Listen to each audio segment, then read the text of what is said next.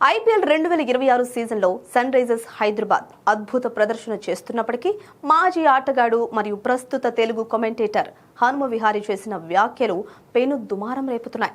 పాయింట్ల పట్టికలో టాప్ 3లో ఉన్న ఆరెంజ్ ఆర్మీని కాదని తన ప్లే ఆఫ్ అంచనాల్లో పంజాబ్, బెంగళూరు, చెన్నై మరియు గుజరాత్ జట్లను ఎంపిక చేయడం చర్చనీయాంశమైంది.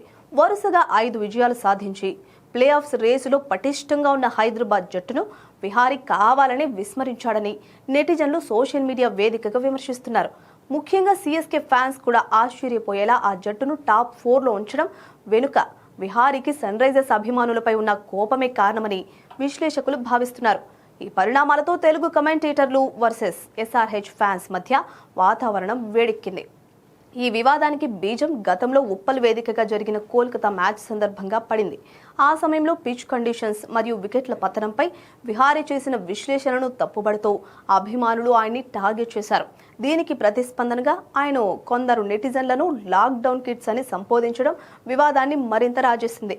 తన వ్యాఖ్యలపై వివరణిస్తూ తాను కేవలం క్రికెట్ పరిజ్ఞానంతో వాస్తవాలను మాత్రమే మాట్లాడుతున్నారని, ఏ జట్టుకు వ్యతిరేకం కాదని విహారీ స్పష్టం చేశారు. మరో కమెంటేటర్ కౌశిక్ కూడా అభిమానుల ట్రోలింగ్ కు గట్టిగానే బదులిచ్చారు. ప్రస్తుతం విహారీ అంచనాలు నిజమై హైదరాబాద్ ప్లే ఆఫ్స్ చేరకుండానే నిష్క్రమిస్తుందా, లేక ఆరెంజ్ ఆర్మీ తన ఆటతో విమర్శకులకు సమాధానం చెబుతుందా అనేది ఆసక్తికరంగా మారింది.